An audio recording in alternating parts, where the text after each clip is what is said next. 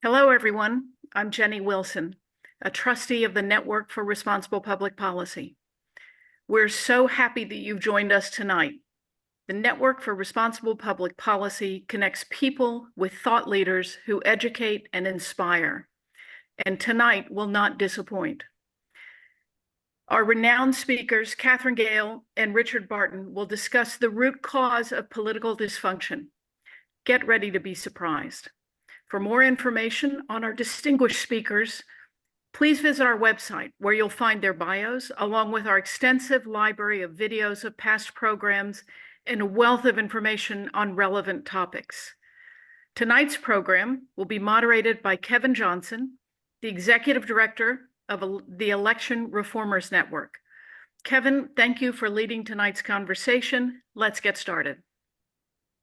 Thank you, Jenny. It's great to be here. And I have to say, hats off to you and to Rhoda and to everyone at NFRPP for just this incredible series of events you've done.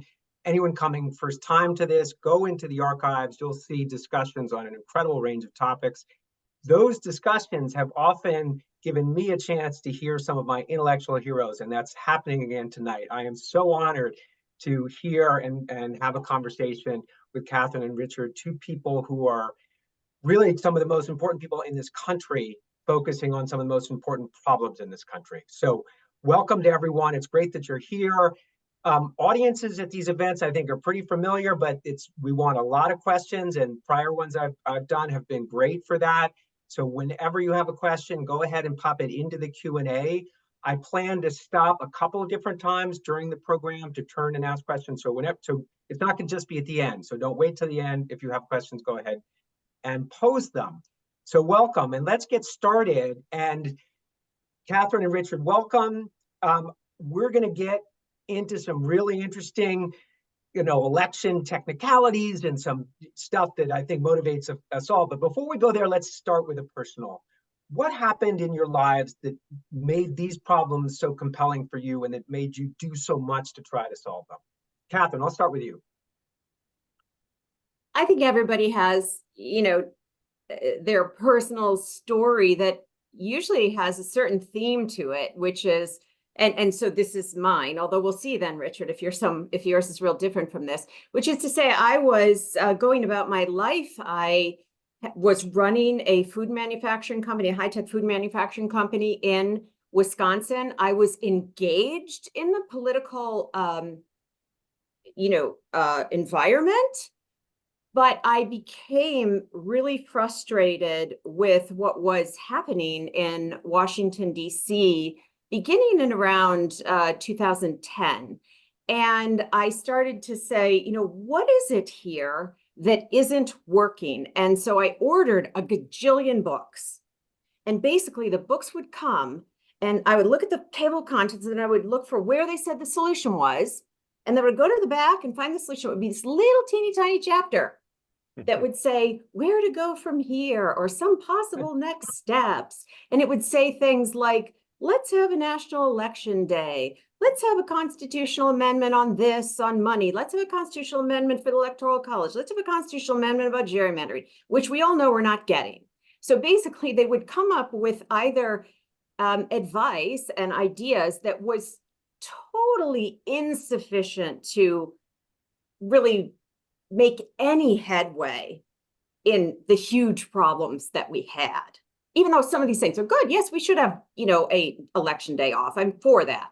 But that's not what would change the results that Congress is delivering. Or they would come up with ideas of things that even if I had agreed with them, and in many cases I actually don't, you have to get a constitutional amendment. Well, that's the most unrealistic thing we can absolutely imagine at this time in our history. So as a business person, all I saw was that the ideas that were being proposed were either insufficiently powerful or not achievable, or mostly both. Not powerful and not achievable. And I was massively frustrated. So long story short, I ended up having an epiphany as I was running my company, which is essentially while I was doing my company strategy, saying, hey, how come for me to do well running this company, I have to make my customers happy. And if I make my customers happy, I do well. And if my customers aren't happy, they get to go to some other competitor. And I said, gosh, why isn't it that way in politics? 90% of the country doesn't, like 80 to 90, doesn't approve of what Congress is doing. And yet we have this huge reelect rate. And eventually I realized, we have an anti-competitive duopoly.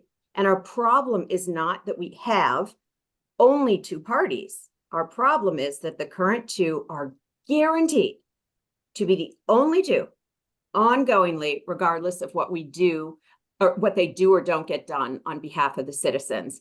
And ever since then, this has been, my mission. A few years after that epiphany, I sold my company so I could work on this full time. Well, we are glad you did. Richard, you come at this from a different angle. Tell us your story. How did you get into this area? So I always knew that I wanted to go back for my PhD in political science. And I spent a lot of time thinking about polarization as an undergrad. And then I taught, my wife did Teach for America. And so I followed her out to Las Vegas because that's how every great romance starts, I think. So she was placed there, and then I became a teacher. And, we both ran in, if I could admit this, and maybe I shouldn't, but we both ran in, left of center kind of Democratic circles. And I remember, there's a lot of real problems in education policy, but I remember just sort of having conversations with different sort of friend and professional groups. And in some settings that were not sort of Democratic Party sort of base settings, it was very okay for me. So, I like to play devil's advocate. I like to explore different ideas. And I was very interested in these sort of education reform ideas at the time of school choice. And when I was in my Democratic circles, they were very unpopular. And I was sort of ostracized for even like entertaining these as possible policies that might, maybe they won't be a panacea to solve education, inequality in the United States. But man, nothing else seems to be working all that great. So like, let's try something new. And it was also extremely popular. It was something that polled well, that was extremely popular. And so anyway, that was one particular issue, but I saw this sort of again on issue after issue, that ideas that just because they were sort of popular among the public, that did not mean that they were going to get enacted in law. And part of it was because sometimes it was because the parties were intentionally, in conflict or trying to sabotage each other. Sometimes it was because neither party would get on board with a new interesting idea. And then, as a PhD student, I started studying the issue. And very interestingly, and I can come back to this a bit maybe tonight, but when I first started as a PhD student, say like about a decade ago, the sort of consensus among political scientists was that partisan primaries were actually not a big part of the problem. And, I came to When were they saying that, Richard? When? Even just a decade ago. I mean, oh, yeah. Even today, I mean, there's a lot of pushback among political scientists, and we can unpack that if we want later. Or we can just agree they're wrong. Or we can just and agree they're wrong. Keep going, please. I'm sorry. I'm reading these articles in 2016, 2015, 2016 during the presidential primaries cycles, and I'm like, there's no way that this can be right. And so I started doing my own research. I'm not alone. Other political scientists, colleagues of mine like Christian Gross, Jesse Cross, and Rachel Porter have been doing excellent research that have pushed back on this consensus. But that's what got me interested, both in polarization and sort of wanting to solve the problems of government, but then focusing on partisan primaries in particular.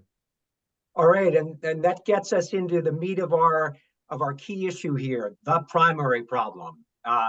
And that's what we're going to focus on. And Richard, I'm going to start with you. Explain why it's a problem. What's wrong with the way we run primaries?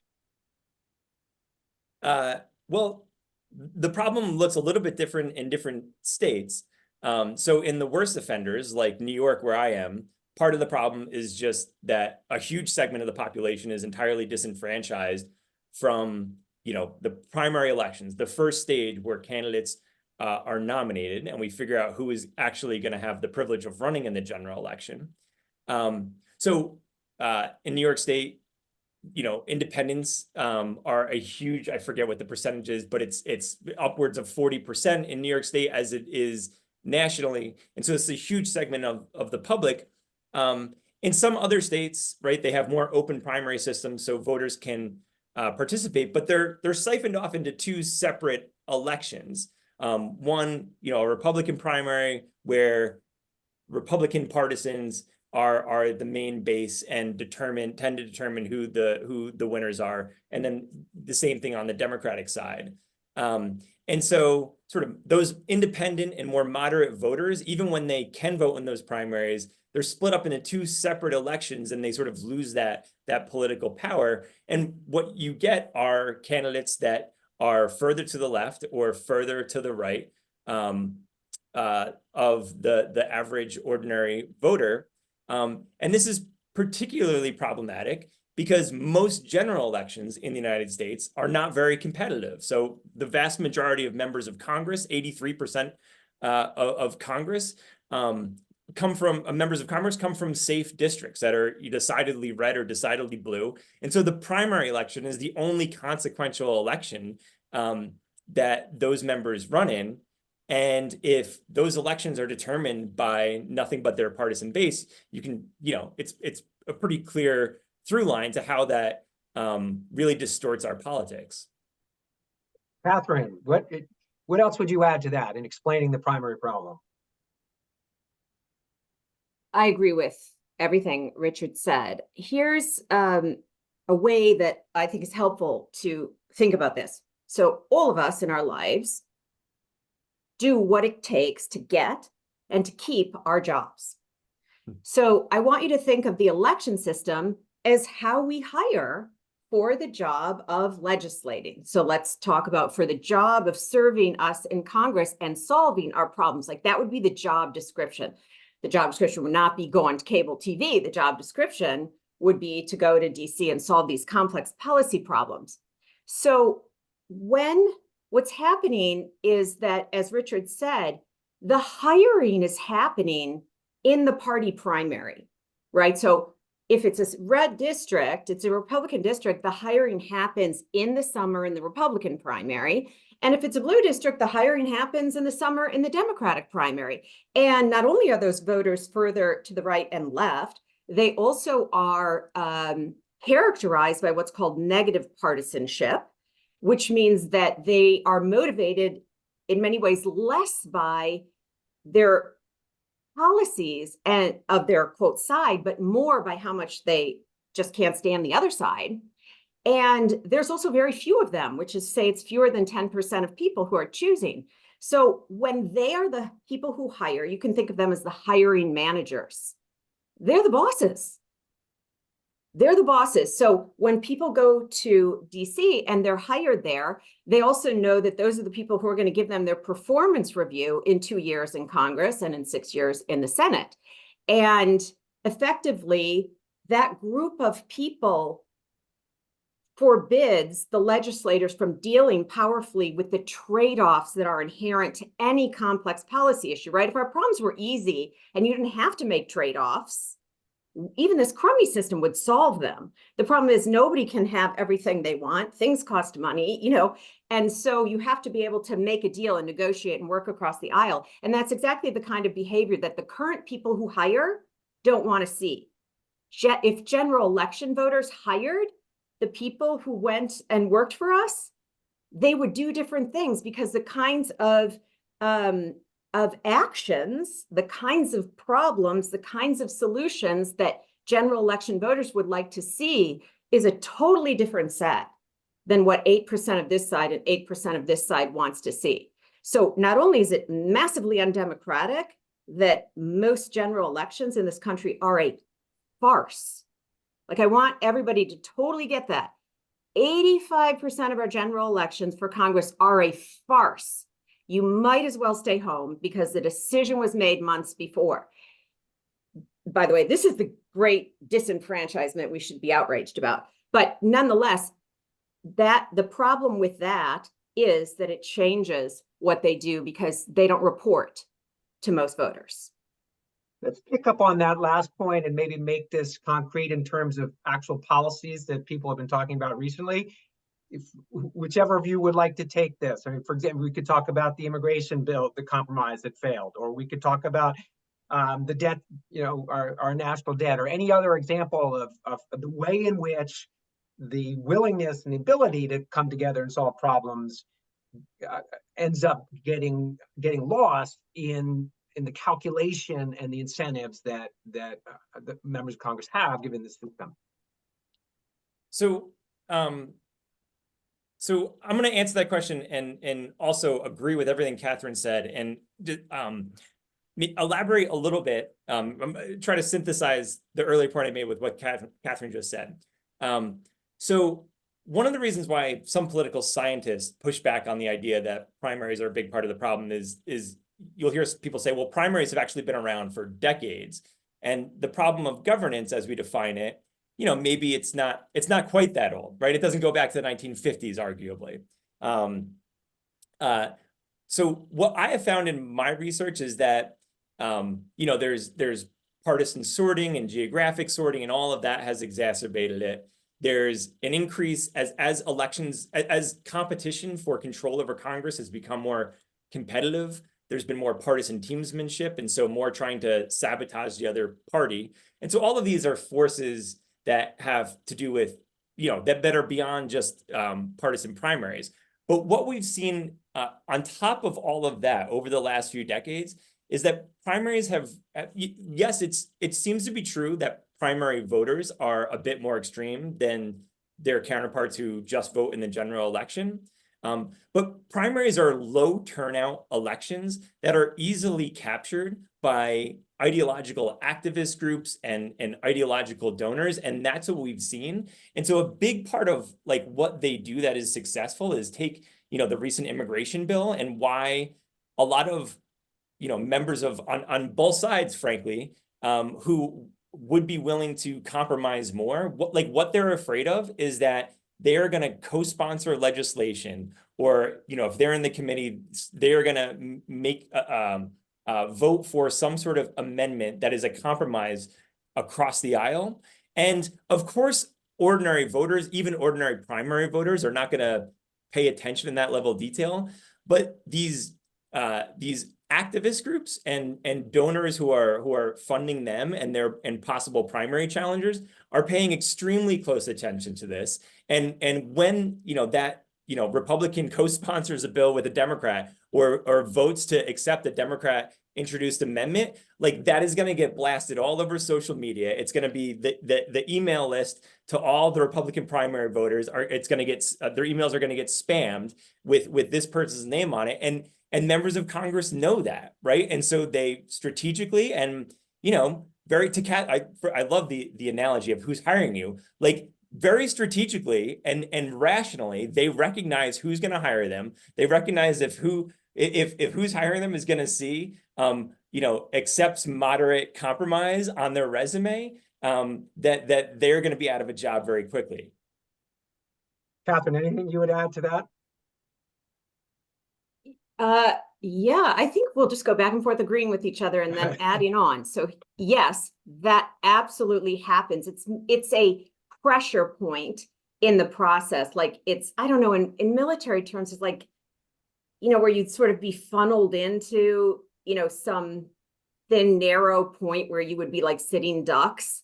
And that's what happens to these legislators in the primary process with the special interest. They can put a lot of pressure on in there. Here's the other thing. Everybody gets better at doing what they do over time. If my business had been as optimized as it was, by the time I was leaving it, and it had been that optimized 10 years ago, we would have been cleaning up in the marketplace. But everybody's improving over time. I mean, that's what competition and innovation does. It drives progress over time. But it can also drive progress in a dysfunctional marketplace towards optimizing for behaviors and strategies that work because the marketplace is dysfunctional. So here's a new strategy that is ever ascendant that wasn't employed even, 10 years ago. And that is that the other party now goes into, the opposite side's primary and tries to help those primary voters select a candidate that has very little chance in the general election. So instead of, let's say, the Democratic Party in Michigan deciding to focus during their primary on elevating a Democrat in a certain congressional district, they did some of that. They spent money making sure that the Republicans elevated someone who basically they wanted to make sure that Peter Meyer, the Republican incumbent, did not make it out of the primary. He had been one of the 10 Republicans who had voted, to certify the election, and the Republicans knew that he would be very competitive in the general election against the Democrat, and it was a competitive district. So they weren't just, let's make our side do the best job. Let's make sure that the Republican Party ends up with a product in the marketplace in the general election that doesn't appeal to general election voters. And that's what they did. And we see that everywhere now. There were billions of dollars spent on both sides in the gubernatorial race in Illinois, where I live now, in the last cycle, which is, Republican money trying to get, Republican money trying to get a certain Democrat out of the primary, and Democratic money trying to get a Republican out of the primary that would be less attractive in general elections. This shows us immediately that the industry is not regulated properly, that it's anti-competitive, that it's dysfunctional, because nobody's being served by that, not the customers in the industry, which is us, not the players in the industry. And this, again, is part of where my work all comes from, when I had that epiphany, like, how come in my business, I have to make my customers happy, and I have to do that by doing the right thing? Because this duopoly in our politics industry is artificially protected, they're incented to do these kind of crazy things. And by the way, it's totally legal, totally fine. It's just, that should be a signal to us that we own this system of elections, and we better get in there and alter the rules that make that an attractive strategy. All right, how are we going to alter the rules? What are the solutions? And you two, I'll just preface it a little bit to say that Richard and Katherine are working on very similar solutions, and both kind of support what each other are doing, but also have slight differences in emphasis. So I'm going to toss ball. Let's see, Richard, why don't you go first? I think it probably makes sense to start with you and then go to Katherine. Yeah, so I'm going to talk about top 2 nonpartisan primaries. And I should say that, I'm wearing my political scientist hat right now. So this is not because this is necessarily my preferred, what I think is maybe the optimal electoral reform. But it's the one that we have the most data for, because it's been around for the longest and I've done more research on. So top 2 nonpartisan primaries, I'm going to use this as a bucket term, and it includes what California now does, what Washington State trailblazed before California, and California has used it since 2012, Washington State since 2008. And you might also, in a similar bucket, put what the Louisiana jungle primary. It's a bit different in a way that we can talk about. And it has recently been seriously repealed for a number of different offices, very, very recently, as of 2 weeks ago. And then even Nebraska for their unicameral legislature in a way. And what I mean, what these all share in common is that there's a nonpartisan primary election in which all of the candidates compete directly against each other and all of the voters can participate in that election. So this is obviously sort of more inclusive and more enfranchising to the voters. It also tends to change the electoral strategy for the candidates, because they are competing not just, if you're a Democrat, you're not just competing against other Democrats. And if you're a Democratic incumbent, you're not just worried about getting flanked from a progressive challenger. You are sort of strategically positioning yourself against third-party candidates, independents, and even Republicans. And then in all these systems, all the candidates compete, all the voters can participate in the primary, and then the two candidates with the most votes go on to the general election. And so it, similarly to the reform that Catherine's going to talk about, it shares the feature that it guarantees a winner who receives a majority of the vote, because you've whittled it down to two candidates in the general election, that the candidate with more votes is going to have the majority unless there's the unlikely scenario of an exact tie. All right, thank you. Okay, so Richard, that's terrific. That's the top two nonpartisan primary approach. Katherine has a somewhat similar, but it has a different end. Katherine, over to you. Yes, and huge thank you, just from me to any Californians on here, and certainly to the many Californians I know personally who were the architects of that laboratory of democracy. When they said, let's do top two, it had already been passed when I came to be working on this in a really intense way, beginning in 2010, and it was clear that it wasn't sufficient. So here's how, although it's definitely better than the existing system, and Richard has amazing data and in this report that he's recently written and analyzing all of this, not just California, but the other states, as you mentioned, it is an improvement. It isn't enough. And that's actually one of the geniuses of laboratories of democracy.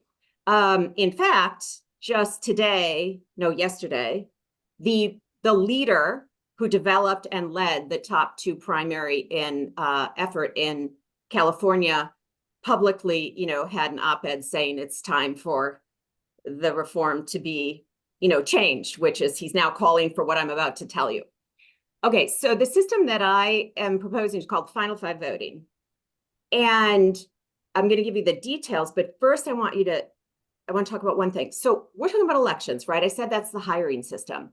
But unlike almost every other reform effort, even though we're looking at the election, that's not my primary concern in developing this.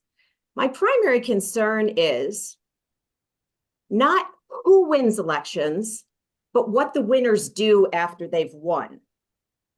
So I'm concerned that the hiring process not only has the problems that we've talked about, but that because we do it that way, and because then the bosses are this small number of people in the summer, the people when they're governing aren't able to engage in the behaviors of reaching across the aisle, negotiating, dealing with the trade-offs that it would be required to actually do that job really well in the job description.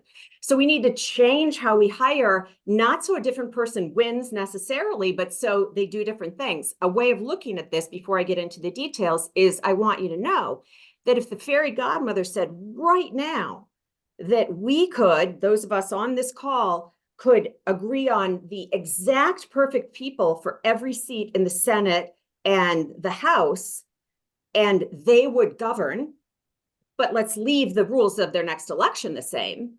Or option B, we could keep all the exact same people we have right now and change the rules of their next election to Final Five voting. What would I choose? In a heartbeat, I choose number two, because it is the incentives to keep their job and grow and who they report to that makes the difference in how they do it. Okay, although I do think we'll get better talent over time, all those good things with a healthy system. So Final Five voting is the combination of two changes to our election system, and you have to do them both. They are not 1 + 1 = 2. They're like 1 + 1 = 5. And on their own, I don't support either one of them. So the first change is we get rid of party primaries, as Richard has talked about, and instead we have a single primary and all the voters are on there, just as he said. But this time in Final Five voting, we're going to advance the top 5 finishers to the general election instead of just 2. So that way, and it's regardless of party. So let's say it's a Republican district, you could be advancing, 3 Republicans and a Libertarian and 1 Democrat. Because intra-party competition, if it's a Republican district, is super important in the general election. Because if it's going to be a Republican who wins, you need them to choose which Republican in the general, not when a tiny number of people turn out. So that's the first part. Then we're going to benefit between the primary and the general of this competition between 5 people, 5 different personalities and histories and visions, all kinds of ideological diversity, maybe not just on the left-right continuum, because now we have 5. You might see a lot of innovative, coalition type ideas. You'll see innovative ideas that never even get talked about in the false binary, because we don't just need, sort of change who wins. We need to change the value of the debate and the amount of policy issues we can consider. So you see that between the primary and the general. And then in the general, now that we benefit from this great competition and we benefit from no one wins until November, we do have to avoid the problem with having 5, which would be that you don't want one of those 5 to get elected with 21%. I mean, that could happen if the vote split relatively equally 5 ways, right? Okay, and that would be terrible. You could have 4 Republicans in a red district and a Democrat, and all of a sudden the 4 Republicans split the vote and the Democrat wins. That would not be helpful. And they also would have been, only hired by 21%, and that's who they would report to. We need to figure out who has a majority. And so for that, we simply use the tool of instant runoff voting, which is enabled by using a ranked ballot. And so many people have heard of it as ranked choice voting. I don't find it helpful to call it that at all. The focus point is simply that we're going to have a series of runoffs to go from 5 to 4 to 3 to the final 2 candidates. And then you will have, the winner between 2. So someone will absolutely, obviously have over 50%, and you'll know who that is. And then they go to Congress, understanding not just how they were elected, but what all the voters thought about all those other people and those issues and the things they were bringing up. So it's really super powerful because we're going to have healthy competition to solve the voters' problems. And I'm telling you, now the person who goes to DC has been hired in November, hired by a majority, knows that's who they're working for, and they know that now they've been freed from the tyranny of the party primary, right? They have lots of policy options available to them. It's not like you can't do it because this is what's acceptable here or here. You can, consider all these deals and negotiate. And you know that if you don't solve problems, for the first time, you will actually be guaranteed real competition in your next general election. One of those 5 is going to mount a legitimate challenge to you. And even competitive elections, that competition isn't additive when a Democrat says this guy is bad and the Republican says this Democrat is horrible. But in a Republican district, it's quite additive in my view, to have a debate between Republicans about, should you be a hawk on national security? Should you be, staying at home? Should you talk about fiscal responsibility? Should you actually get something done on fiscal responsibility?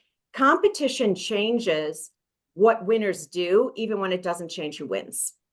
And we have got to have healthy competition in the political marketplace, or there's no way forward for us as a country. And top 2 will never get us there.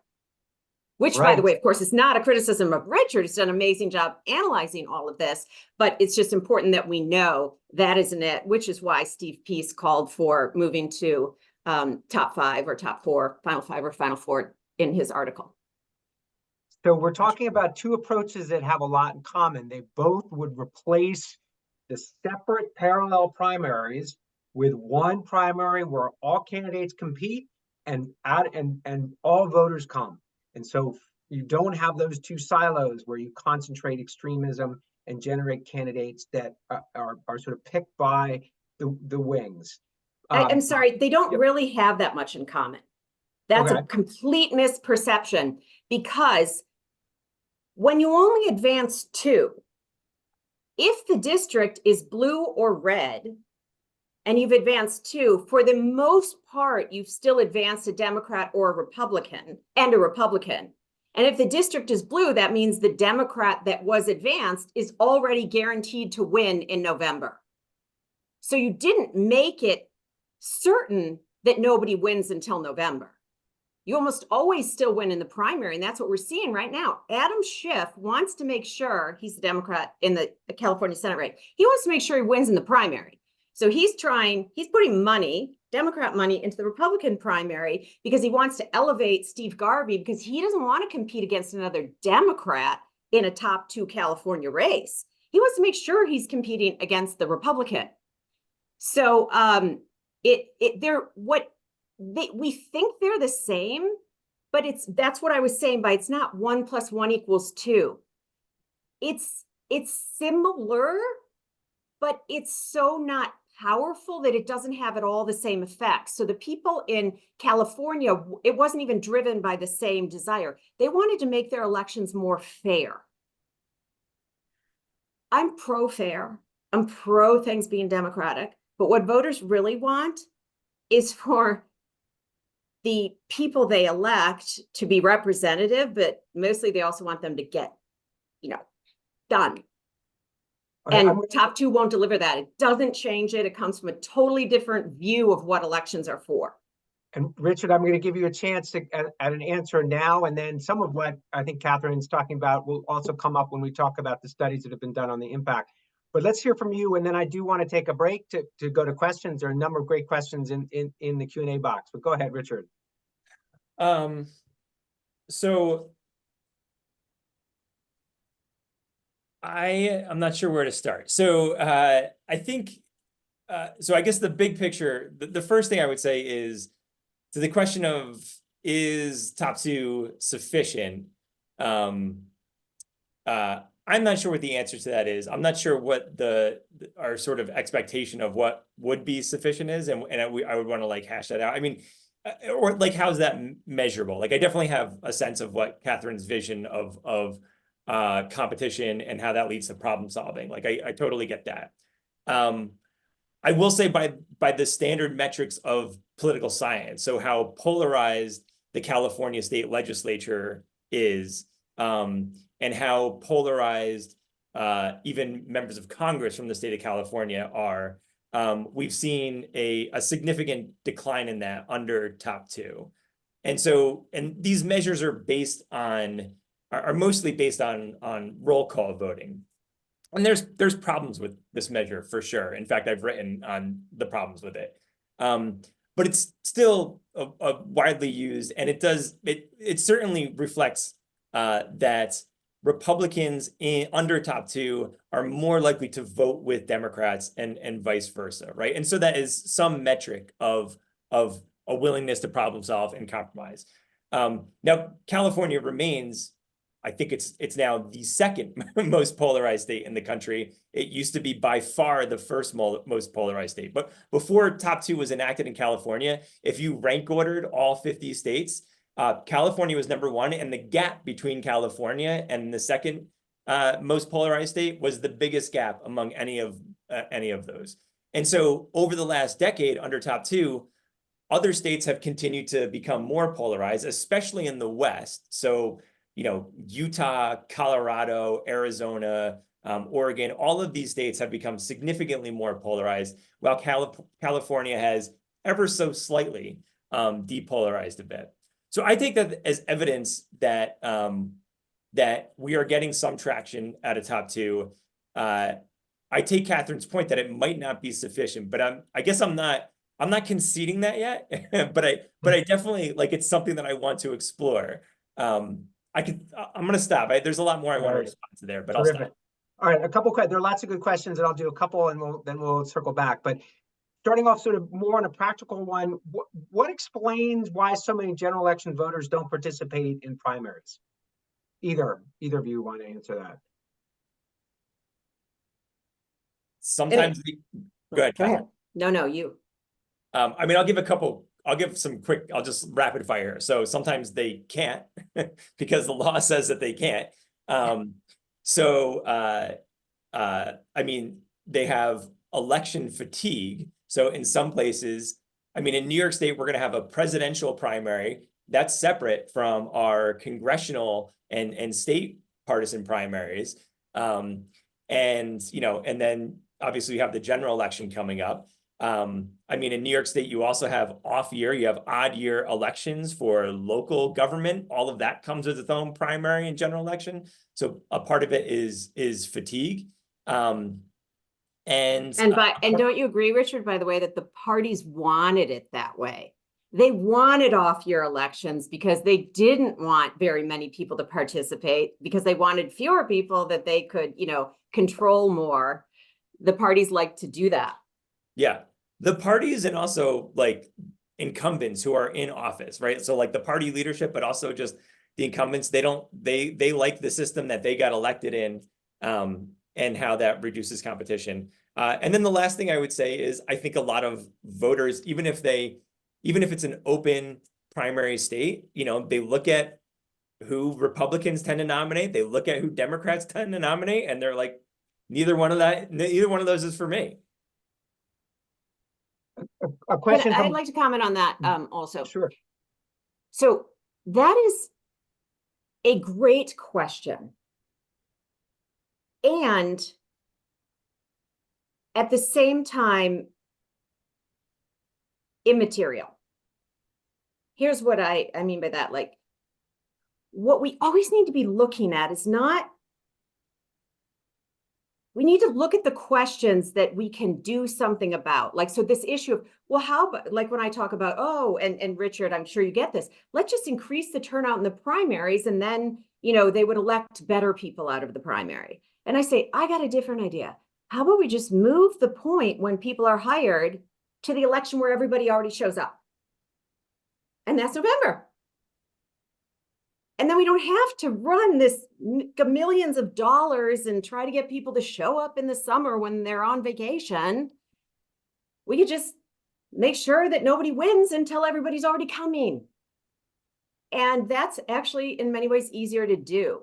So, but having said that, I will tell you 100% more people will participate when you have a final five voting system. And we've seen it already in Alaska, which has the earlier version, which is a final four voting exactly the same, but just four top finishers advance, because it's worth doing. So I talk to, you know, there's a lot of money that goes in to get out the vote and everything. And I say, you know, I think the best way to get out to vote is to make it worth people's time.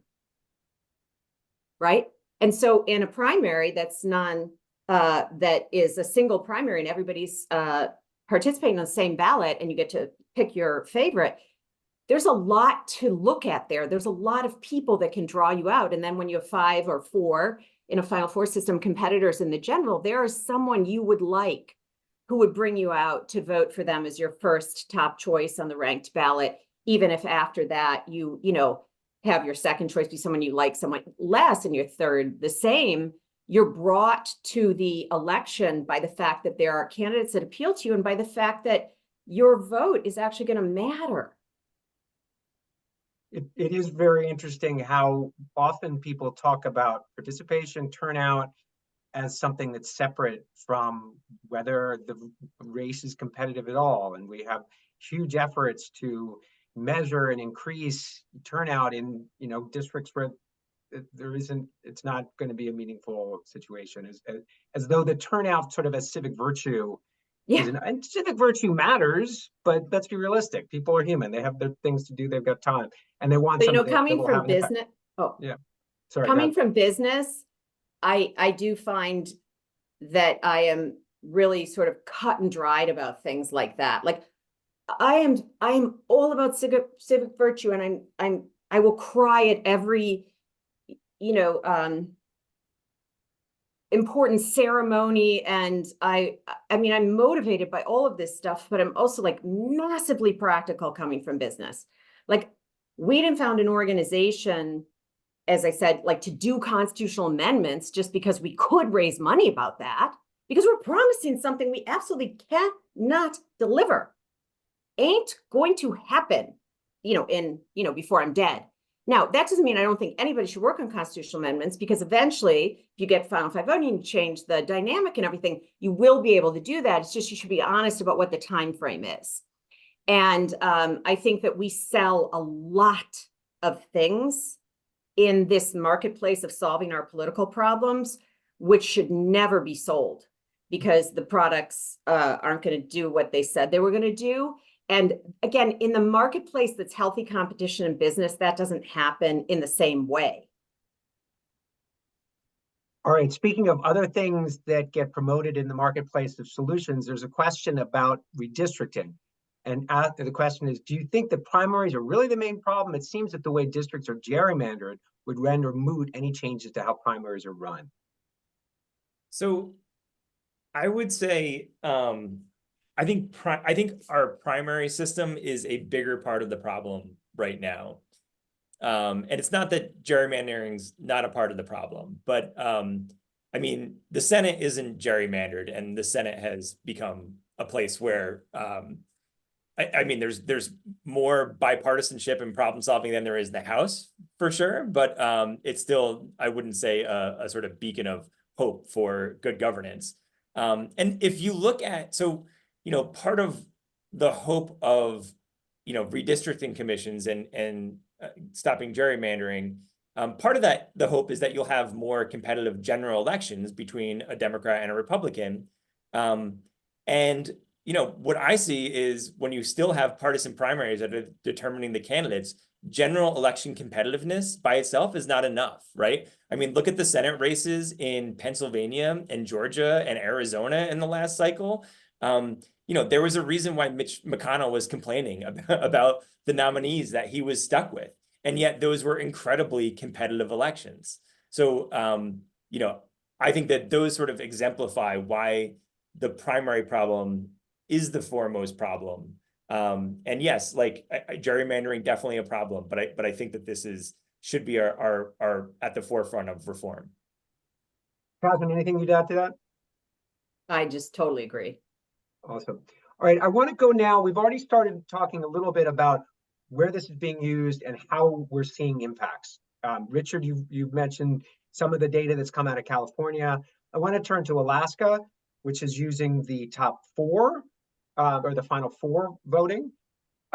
Katherine, can you summarize what we've learned from, it hasn't been in place for very long, and these changes change incentives, and it takes a while for that to flow through and for it to be measurable. So it's early on, but what are we seeing so far? So what we're seeing is that the on the ground is validating what the theory says, and that I developed something that's called politics industry theory, and that's what I published about in this book called The Politics Industry, and I had first written about it in 2017, and that's when I was proposing a top four primary, which was the popular consensus at that time. And so Alaska went forward with the top four, and we're seeing the changes in behavior. Because again, remember, I was saying, for me, changing the election system is less about changing who wins, although over time it does that and it attracts more talent, and more about, can we change what winners do? So we just had Senate and Assembly hearings in Wisconsin where we have a legislative bill for final five voting, and the Senate majority leader, the Republican Senate majority leader from Alaska, came from Alaska to testify in support of final five voting. And so instead of my saying what I think, I'm going to just say some things that Kathy Gehl shared with the legislators and the public in Wisconsin. So Kathy Gehl is the best person, one of the best people possible to give a view of life before final five voting and final four voting and life after final five voting, because she served 12 years in the Alaska Senate previous to final four voting being passed. And she was, in fact, by the end, her last 2 years, she was the president of the Senate. Then in 2020, which was the year that final four voting passed in Alaska by ballot initiative, she was primaried out. And how she described herself to the Wisconsin hearing is, she said, "I'm super conservative, But when I was the Senate president, I believed that my job was to work for the whole Senate and figure out a way to work together. So I worked closely with the minority leader once I became Senate president in my last 2 years so that we could have a functioning Senate. I wasn't just a party leader. I was the president of the Senate. And that was not acceptable to certain groups in Alaska who decided that they would help someone primary her. And that was what you were saying, Richard. It wasn't just the voters that didn't like it. It was the groups that said, that's not going to work. We're going to bring up this other person. And she was beaten. And then she actually initially was totally opposed to Final Four voting, which she says, which isn't not uncommon for a sort of knee-jerk reaction against change from many politicians.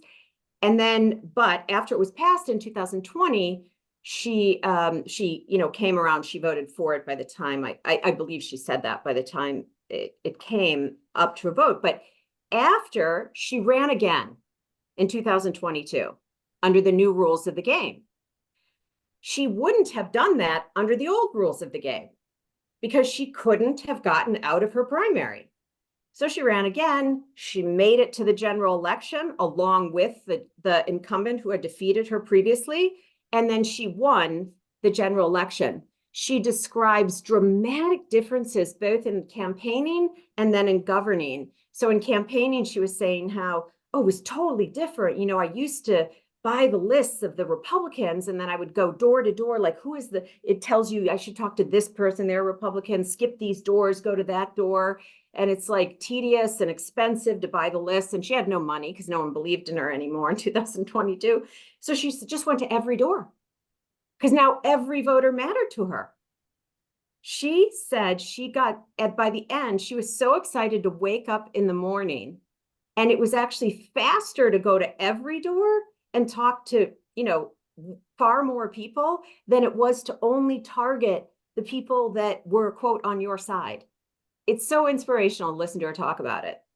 Then now she's in governing and she is now the Senate Majority Leader, and they formed right after the election a bipartisan governing coalition in Alaska.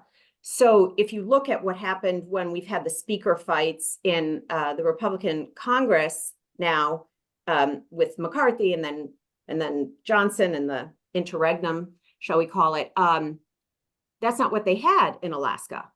So the Democrats and the Republicans joined together to have a majority bipartisan governing coalition, which is, I'm told, very functional. And what Kathy Gehl said, out of the 20 senators, the 17 that are in the bipartisan governing coalition will never go back to how it was before, because they can really solve problems and work together and be functional, and that it's such a pleasure. So so that's exactly what we're seeing. Turnout went up. They had, more competition. It's all good things. And that's just at the beginning. We're going to see the full flowering of these changes over election cycles as everybody optimizes and really realizes the new opportunities that are available to them. That's terrific, Catherine. Thank you. And turning to California, Richard, I was really struck by your report and the same statement you've made just now or a little bit ago, that California was so far and away the most polarized state, and how that has declined and how that's changed. That's, as you said, that's kind of assessed through a very complicated political science measure.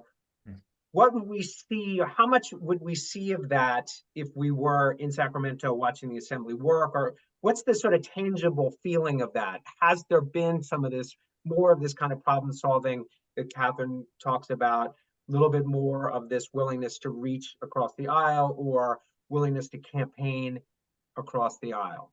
What are you seeing there, Richard? So you see Democrats, for example, and this is also coming from political science research as well as talking to campaign strategists in California, but you see Democrats who are much more willing to sort of buck labor in California and work with their local Sacramento Chamber of Commerce or whatever, like that are much closer to business and are much more sympathetic to concerns about, companies being overregulated in California, for example. And that has been something that has changed after the implementation of Top 2.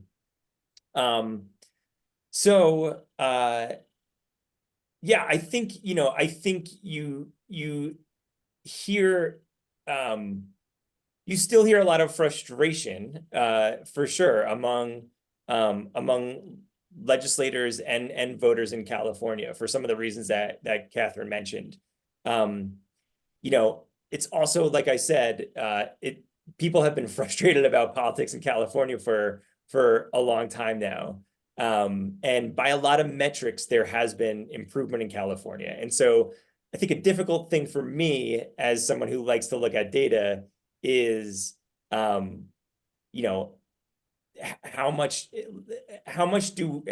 generalizable is what we're seeing in California compared to other states. So, for me, I've been sort of like triangulating what we see in California with what we've seen in other places. So in Louisiana, for example, which has had, and Kevin, to your point, there's when you change institutional incentives, like it takes a while for political learning to happen and for people to realize what the new incentive system is, like who is hiring them, right? And who the new suppliers are and all of that, to borrow from Katherine's model. But in Louisiana, interestingly, I think by the same measure of state level polarization, Louisiana has consistently ranked among the least polarized states in the country. Nebraska, which uses a nonpartisan primary, also ranks towards the bottom. And so, I still hear frustration in California under the current system, and a part that might be explained by the fact that, as Katherine says, like Top 2 is better, but still insufficient. It might be explained by the fact that Top 2 was implemented in a state that was deeply polarized and dysfunctional to begin with. The political scientist in me can't help but be a bit cautious here. And also, like, to Katherine's point, like, I see the signs of the first, the 2022 election cycle in Alaska to be very positive signs. Alaska is an interesting state, and I'm not sure how much of it to chalk up to Top 4, right? So Alaska had a bipartisan governing coalition, years earlier before the implementation of Top 4. So it's a good sign that, like, right away after Top 4 was implemented, that it reintroduced that for sure. But it wasn't something that was completely novel in the state. And so, so from my perspective is, let's take advantage of federalism and let's let there be a laboratory of democracies. And so I am all for, FFV, Final 4, Final 5 voting as Katherine's proposing. I am all for introducing Top 2 nonpartisan primaries in more states, because I just think there's a lot more to learn. But when I look at all of the data points, I don't see any evidence that nonpartisan primaries anywhere are making things worse, right? I see, to different degrees, they all seem to be making it better in some way. There's some good questions about implementation. How do we get this done? Doug asked, how can we convince political leaders in both parties in the state legislature to embrace nonpartisan primary system when it would diminish the power of political parties? There's also a question about the role of parties actually in the rule setting, as we can see in the presidential primaries, that the decision-making kind of gets done between the parties and legislatures. Can you talk about how these two plans move forward? And then I want to circle, once you answer that, I want to circle back to the question of what kind of opposition is developing around them. But practically speaking, how do you get these things implemented? Either of them. Katherine, why don't you start? So I want to take this moment to just comment a little bit on the Top 2, just so I'm totally clear. Richard's work on this, which is amazing, this report totally proves, brings forth the data that demonstrate the power of the change. I would rather live in a top 2 state than one that doesn't have it. So let me be totally enthusiastically endorsing it relative to the existing system. And let me also say what was fascinating when I read your work is how much it did take multiple election cycles for that to really get better, for people to change their behavior relative to the incentives. Yeah. So I just think it's awesome, and we should be, happy with it. I think it still, as I've noted, isn't where we need to go, and that we've seen enough to know that the next laboratories we should try Final 5 voting. So here's how it works, though. Alaska, California, they both got this done, the change to their systems, by using the citizens' initiative. So a ballot referendum, which about half the states have, where instead of asking the legislature and the governor to change the rules, you just put it on the ballot and then citizens vote. And in most states, a simple majority will win. So that's often how these kinds of reforms, take place. That's how some states got the nonpartisan redistricting commissions, like Michigan did that under the leadership of Katie Fahey, an amazing ballot initiative there. And so we're continuing to see that. We Nevadans ran a ballot initiative in 2022 for Final 5 voting, and it passed there. And then it will be on the ballot again in Nevada this cycle, because it has to win twice according to Nevada's rules to be implemented. Final 4 voting is also on track to be on the ballot in Idaho and Colorado and Montana in 2024. So if Nevada and those 3 states pass, plus Alaska, we'd have 5, which is a great, core for the laboratories of democracy.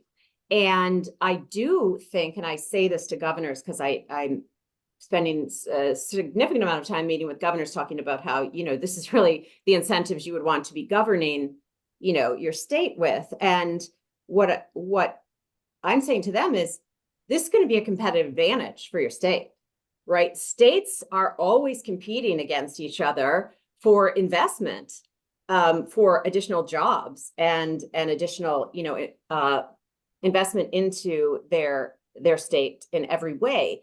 And so states that are governed this way will, over time, they should find the most conducive mix of policies for their state, still be super localized. I'm a big federalism believer, as you just said, Richard. And then I think at some point, legislators will do it, because it's just going to make sense to everybody, because it is mostly win-win.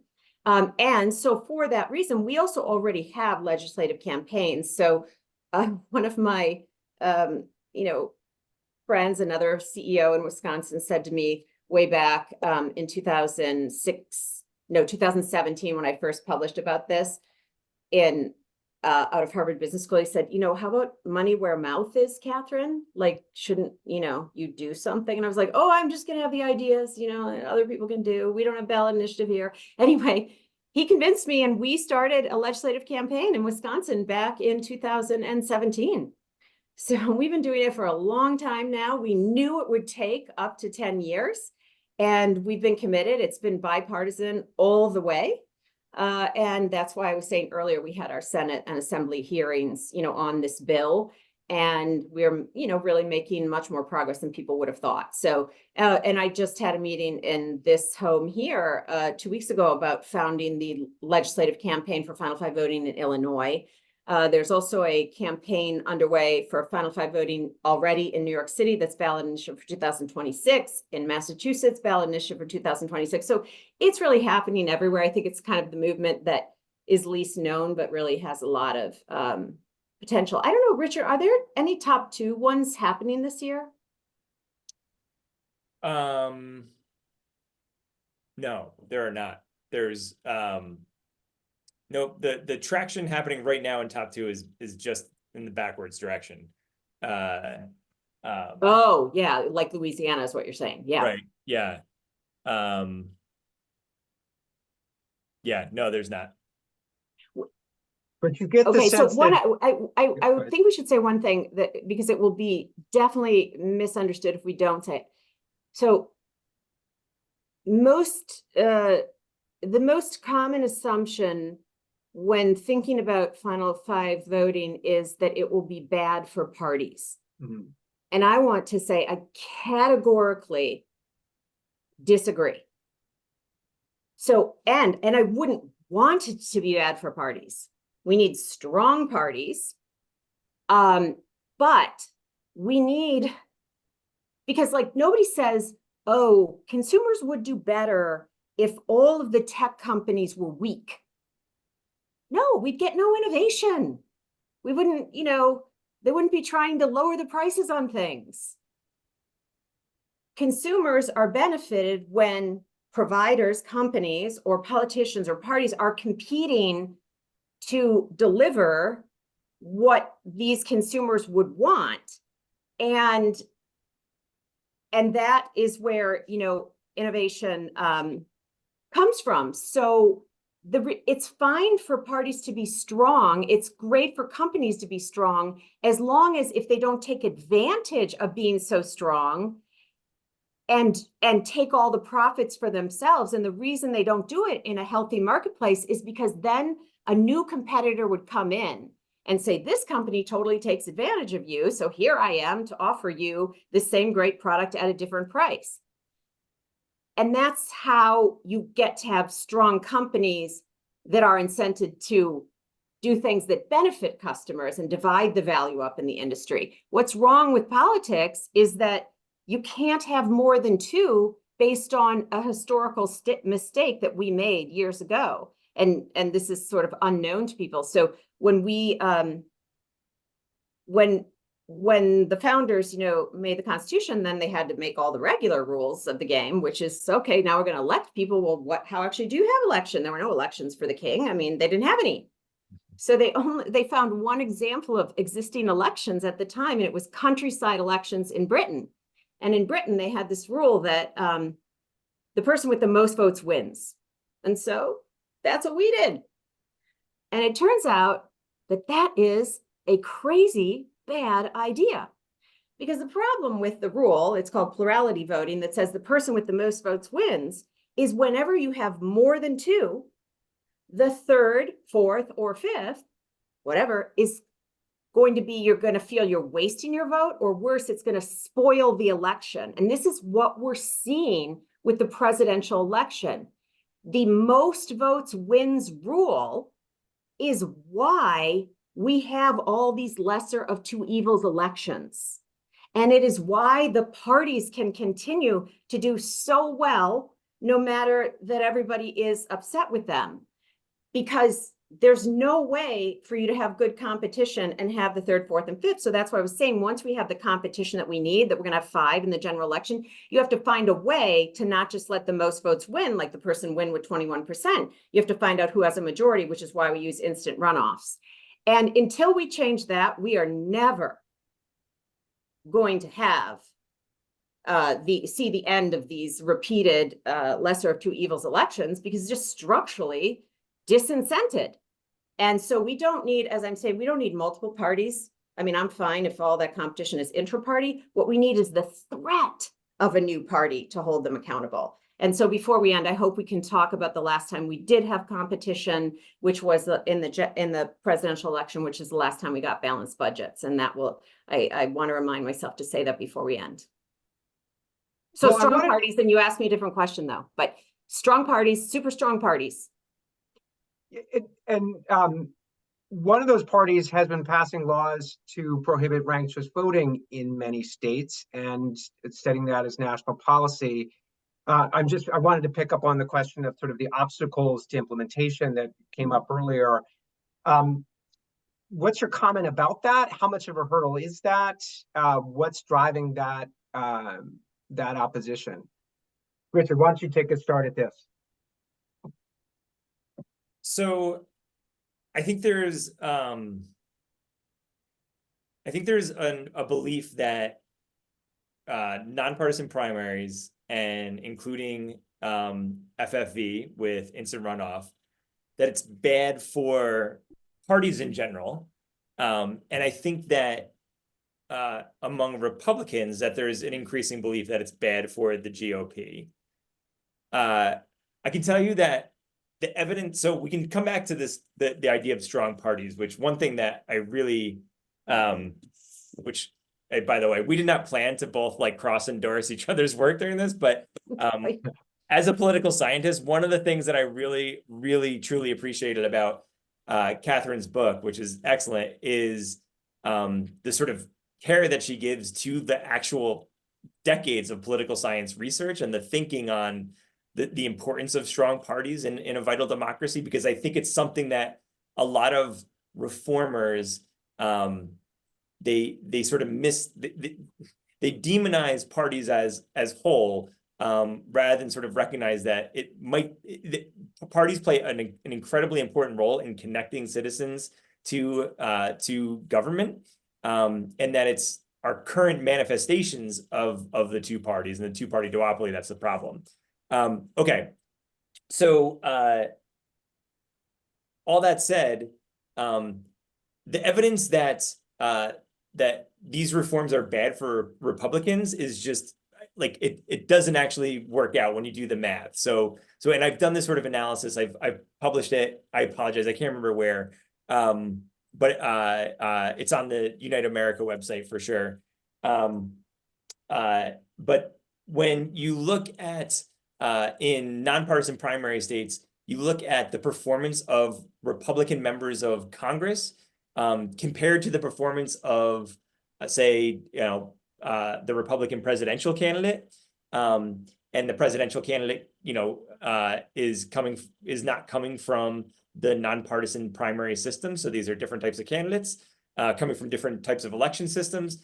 The Republicans that were members of Congress perform way better under a nonpartisan primary system compared to their counterparts in partisan primary states, right? And that to me is not surprising at all, because you're getting nominees that are more representative, and you're getting people who make it to the general election, who are better representative of the general public.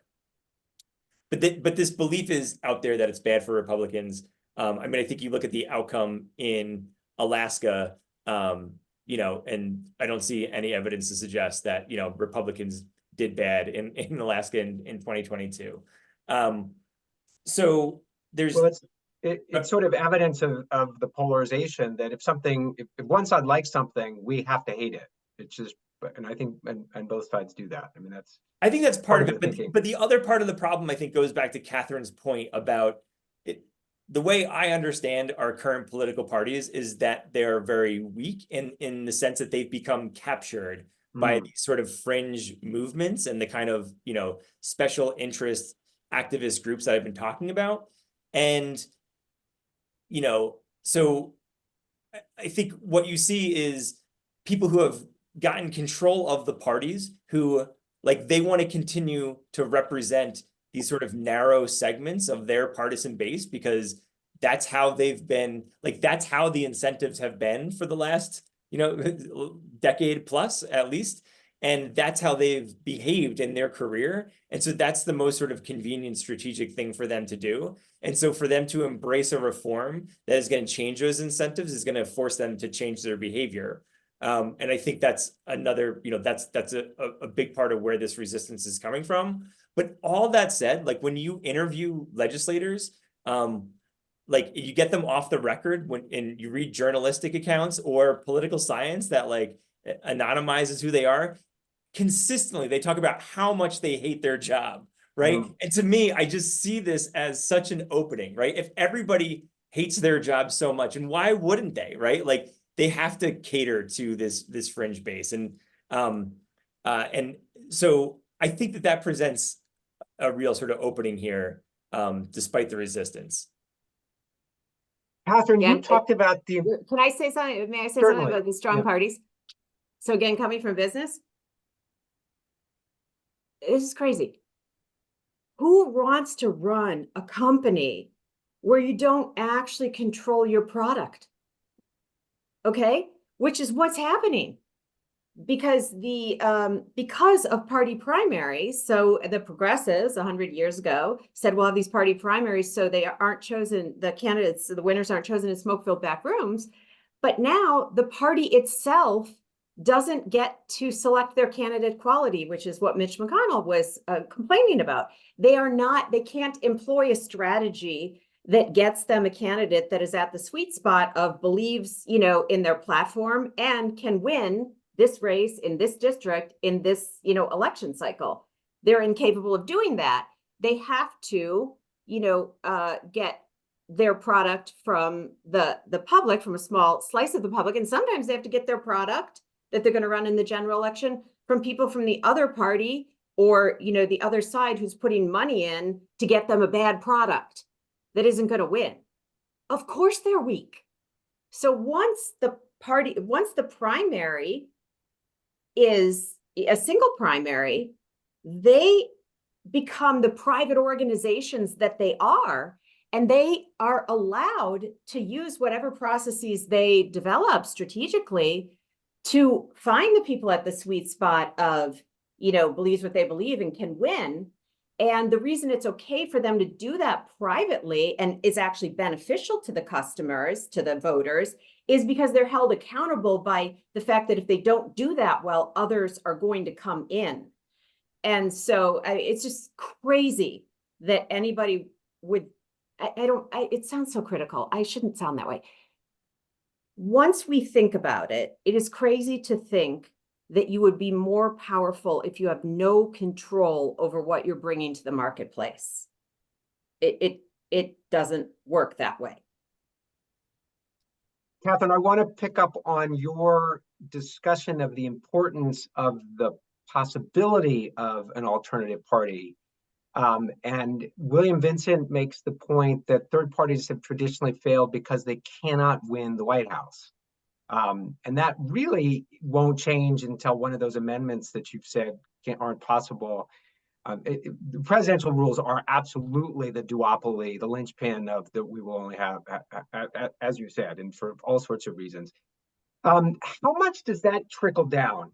Alaska now has 6 independents, the most it's ever had. I think the most of any state legislature. In order to really see kind of the change in incentives that we're looking for, are you looking to see that group cohere into a new centrist party? Does that have to happen? Do we need, you criticize the duopoly so much in your writing. Do we need that actual presence of an alternative so that the two sides aren't always having this dialogue that says, that's no choice. They're an existential threat. It really doesn't matter what I do or what I say. They're an existential threat. So you need the third party functionally in place in order to end that polarizing cycle. Thoughts on that? Yeah, you need the presence of potential competitors, definitely, to have accountability. Those voices that get rid of that binary, their existential threat, can change just by the dynamic. If you had 5 people in a general election and there were 2 Republicans and 3 Democrats, or vice versa, they would not, all 3 of them, be saying about the other 2, they're existential and they're existential. Someone would be a Republican and would compete on collaborating, cooperating, and someone in a Democrat would compete on that too, because there would be different sort of market positions to stake out. And although, by the way, I don't believe that at all, this is another thing people assume totally, normally that they assume that, but it's incorrect, that final 5 voting is about only electing, the squishy middle, but that it takes other conversation. So let me talk about the presidential. Yes, you're right, of course, Kevin, that because they use plurality voting, most votes wins. That creates spoilers in, each state for who would win the state. But ultimately, the real reason also is that you have a spoiler in the electoral college. If no one gets 270, then it goes to the House. So yes, we have to change that, and we'll need to do it. And there are ways to do it, but they're not happening anytime soon. So Congress, we can get the competition now. And that will really help, even if the presidency stays the same, because the president, here's how I describe it. Now that I've looked at these dynamics carefully, my opinion is that a president can make things worse, but a president cannot really make things better, as in solve the real big issues when Congress is dysfunctional. And so if we can make Congress function differently, then a president could work with that Congress and would do different things. Competition changes what happens, even when it doesn't change who wins. So here's the example. Perot ran in 1992, and he got only 19% of the votes, so no electoral votes. And the idea was he was a spoiler. And again, because of plurality voting, that's could quite well be true. And you can fix that right away by doing ranked ballots in every state, and then you'd have no spoilers at the presidential level there, only in the electoral college. But point is, when was the last time we had balanced budgets in the country? We had them in the second half of the Clinton administration. And I think it's been widely assumed that this was, the collaboration between Clinton and Gingrich, and indeed it was. But why? Why did they do that? And why has no one ever done it since then, so that we now have, $34 trillion of national debt? Because there has been no competition. We got those balanced budgets because Perot's 19% put the pressure on both parties to add that to their platforms. It wasn't something either party cared about before. And they didn't want to cede, that issue to Perot's nascent Reform Party. So they decided they better solve it themselves. And that's what the threat of new competition does. So just the fact that he won caused them to adopt an issue once it had resonance with voters. And this is what theory would say. So, so I just theoretically decided that's what happened. And I wrote an op-ed about that when Perot died.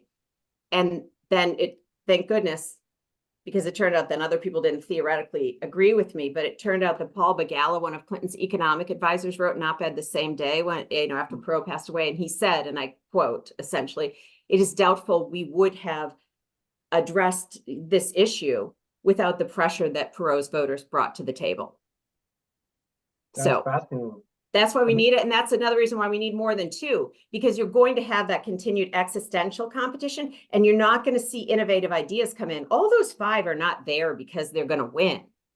Some of them are there to bring forth issues and see if they have resonance. Like maybe with Andrew Yang, you would have seen more UBI candidates run, and over time they would either, the idea would take off because it would have resonance with voters, and then they would laboratory it and it would work or not, or it would fade away and then new ideas would come in. And that's where you get innovation from. And we can't get that kind of innovation in, with only two. So yes, we're going to need more.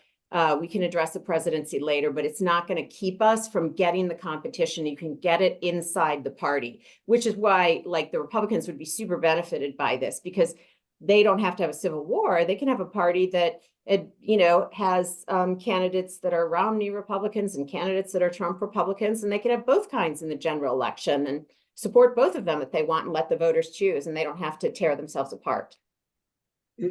Another sort of remarkable thing came out of that competition of 1992, which was a constitutional amendment proposal for a top two version of the presidential election, national popular vote, runoff version, introduced by Mitch McConnell in 1992, out of his concern that you'd have the throw to the House chaos that I've got a copy of that amendment I can share with you. But okay, that's so fascinating. Thank you. Let's go back to that, right?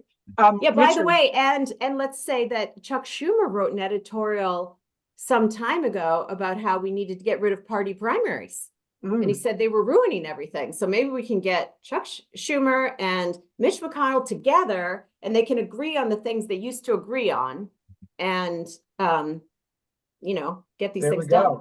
There we go. Richard, I want to go back to you on this last question that I was just talking about third parties that in Congress. If a party can't win the top, does that worry you about how much they can actually mobilize, how much they can organize, how much you can get the money that they need? I mean, there's one of the questions in the question box is about the example of France, top two presidential system. You have a party that went from non-existent to running the country in about 5 years because it's a centrist party, because people could see, they could bet on it, they could invest in it, it could grow, it could win in a top two system.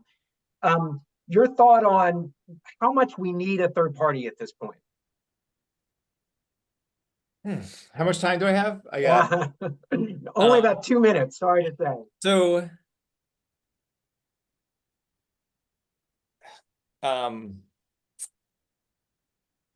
I'll say this. I think that American politics used to function a lot better in a lot of ways decades ago when it still had a two-party system, but those parties were stronger locally, but they were much more decentralized.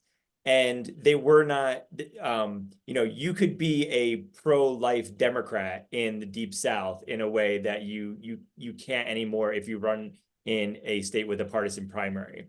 And so I'm sorry to be such a wishy-washy, political scientist. But when I look at, when I'm looking empirically, I'm thinking, historically, there have been ways to get more functional, more problem-solving government without a third party. And so if the question is, do we need a third party? I think the answer is no. I think we could have a more dynamic two-party system with more intra-party competition, like Katherine is saying, where the New York State Democrats look a lot different from the Mississippi Democrats. Now, does nonpartisan primary reform help us get there? I think that it does. I mean, there's a lot of other forces pushing towards the nationalization of our politics, and I don't want to pretend like nonpartisan primaries is going to totally solve that.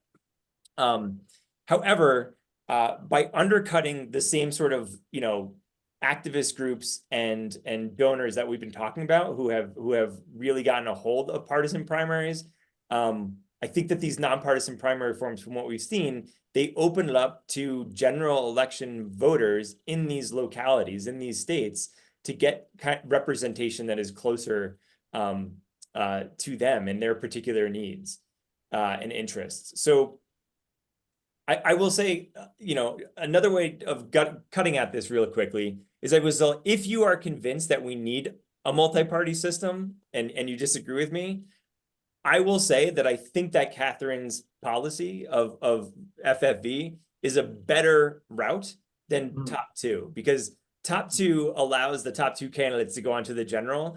And what we've seen so far is those overwhelmingly tend to be Democrats or Republicans, and third parties have a harder time getting a foothold. Whereas under FFV, we've seen independents do really well in Alaska in that one cycle, and I think theoretically there's good reason to believe that it creates more of an opening. That's terrific. And I see Jenny coming in to signal to us that we're almost at our end. And I'm just going to quickly say my apologies to many, many people who asked excellent questions. And I didn't do a very good job getting them in. So I'm sorry, but I really appreciated the questions. Thank you to the Network for Responsible Public Policy, Jenny, Rhoda. Everyone go and buy this book from Katherine. Everyone read Richard's paper on California and Louisiana. Check out Election Reformers Network, my organization, to learn about the stuff we're doing. Come back to the next event of the network. We've got 2 minutes. I was hoping to give both of the speakers one last word, 1 last minute each to summarize, look forward, and then Jenny, you can close it out. Perfect. Katherine. Yeah, I want to try to correct an impression I probably left, which is that Final Five voting is going to deliver some kind of democratic utopia, because then you would be totally right to think she's crazy, she's overpromising.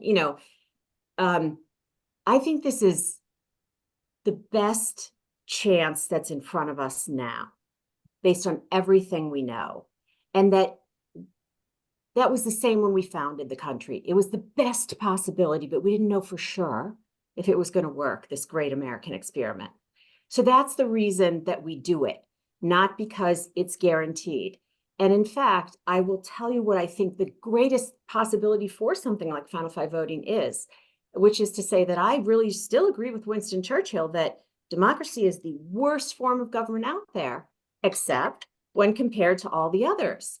So what we have right now, because democracy is messy and it's hard. And what we have, yeah, just one moment, Teddy. I'm at the crescendo, you know.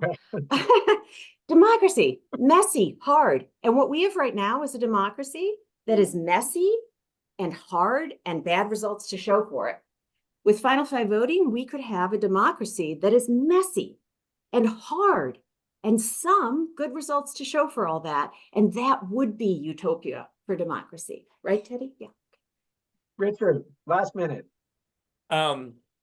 So first of all, hi Teddy, and it's very nice to see you. I did this from my office at Syracuse University to prevent my Teddies from knocking down my door, but I'm very glad that yours did, Catherine. I think the big takeaway is that I want to leave is that like I have looked closely at the evidence, and if the evidence was pointing in the other direction, I promise you that I would say that. that I would tell you that empirically, it looks like nonpartisan primaries don't do all that much. We don't see positive results. And I'm telling you across a whole bunch of different metrics that they seem to be, that it is clearly working. It is clearly pushing us in the right direction. And I take Catherine's point that top two in itself, maybe it's not moving us fast enough. Maybe it's not sufficient, but it is definitely better than the alternatives, as is FFV, Final Four, Final Five voting. And the evidence is clearly that it's depolarizing, it's increasing turnout, competitiveness, makes elections more dynamic. I haven't even gotten to this, but if we look at actually outcome measures, health, education, economic growth, we see improvement on all of these different or a lot of these different metrics. And so those are my final thoughts. Perfect. Catherine, Richard, Kevin, Teddy, wow. Thank you for your time, for sharing your wisdom. Please, please, please return for a future program. This is an important issue that warrants continued conversations. I think we could fill another 2 hours.